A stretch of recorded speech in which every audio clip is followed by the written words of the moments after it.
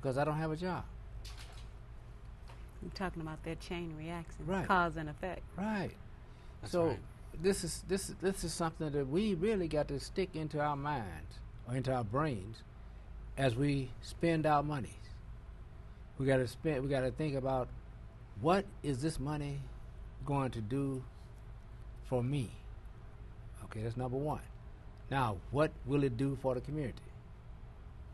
Just think, if you're not shopping in the community at all, nothing. Well, that goes back to that thing that they call profit and return. Right. You know, what do you stand to profit? Where is the return going to be? And the return would be a viable community.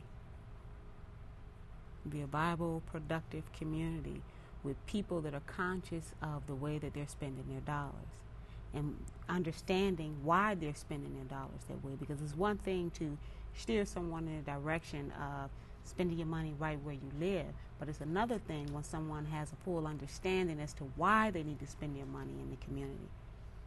And see, with something like that, it makes the scope a lot broader than what it is. And now I can bring in a Phil or an Ann or a Joe or a WL, you know, whether it be to be a consumer or opening yet another business. Well, it's working, and that's what keeps me going and wanting me to continue to expand.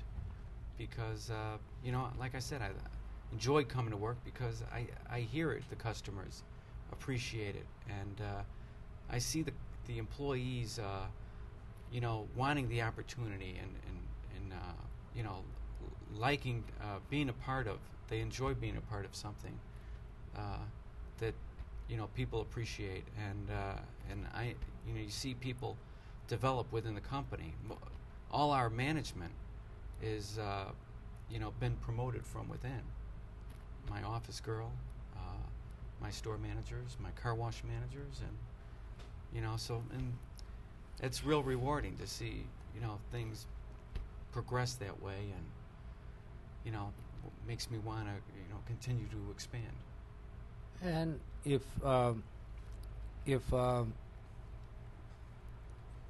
you don't understand cause and effect, then we will continue being behind the eight ball. We will continue having our community overrun by predators.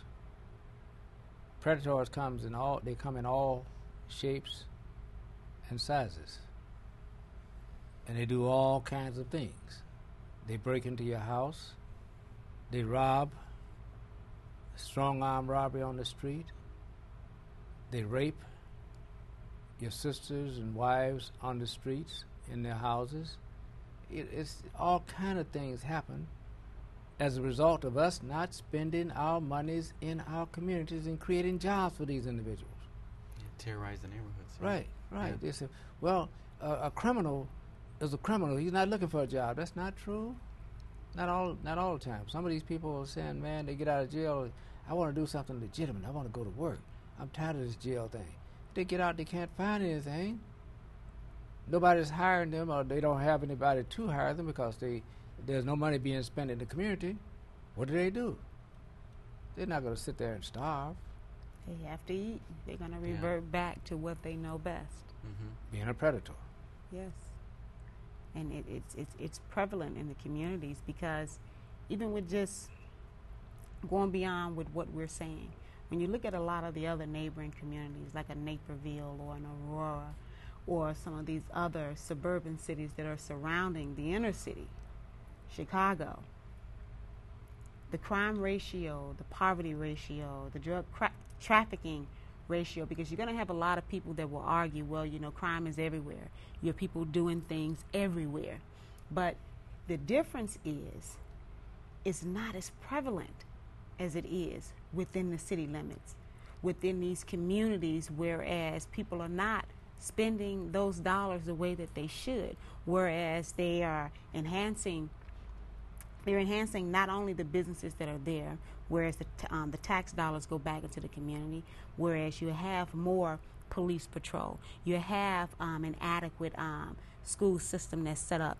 The streets and sanitations will be up to par. The sewer system will be where it should be, and a number of other things that are directly pulled from that tax base. And those taxes come out of those dollars that you carry into these stores. Each time that you buy anything, the taxes on top of those dollars is what pays for the community looking the way that it looks. So when you compare, and that's fabulous in most areas. And when you compare that to a community whereas you don't have as many businesses that are there, a community that may be run down, that may be dirty, a community whereas the crime ratio is an all-time high, as opposed to those other communities, when you go out there where they have shopping complexes that consumes the community and a number of other vibrant businesses that are there, it's night and day. Cosmetically as well as financially, it's night and day. And the secret to that is spending the dollars. When you take a trip on the Magnificent Mile in north side downtown Chicago, and you see all of the neighboring high-rises around that Magnificent Mile, these are residential condos that are there, penthouses, and in some cases, homes. These individuals love the idea of being able to walk a block and they're able to go into Neiman Marcus and shop. They love the idea of being able to go into Bloomingdale's department store. They love those ideas, and they're walking a block or two from the home. They understand what we're speaking to. They're spending their dollars right here. They're not hopping in their cars and driving way outside of the neighborhood. They're shopping where they live. And regardless to what time of night and time of year, if you go on that Magnificent Mile, you will see people galore walking up and down the street shopping and going back home, upstairs in many cases to their condos, their penthouses. But they understand what we're speaking to. And look how beautiful it is down there. Look how intense the police patrol is there. Sewer system, I don't ever recall a problem happening in downtown Chicago, with the exception of that flood that they rectified in a matter of days. And the business people were compensated for the most part. But those are the types of things that I'm speaking to that we need to mimic in our community. We can do the same thing. But you got to understand that little thing called reinvesting back into yourself. That thing called profit and return. You'll profit by shopping in your community, and your return will be an enhancement of the community, cosmetically as well as financially. But before we even go any further into all of this, because we want to get back to Phil and some of the other things that he has up and coming, with the many things that he's doing within and around the community, we're going to pay some bills, and we want you to continue to patronize these businesses, because those that are spending those dollars in the community with these businesses, when you walk in them, you can see the enhancements. So it is working. You're doing what you're supposed to do. Just tell a friend. Bring a friend the next time you shop into one of these businesses, and we'll be right back.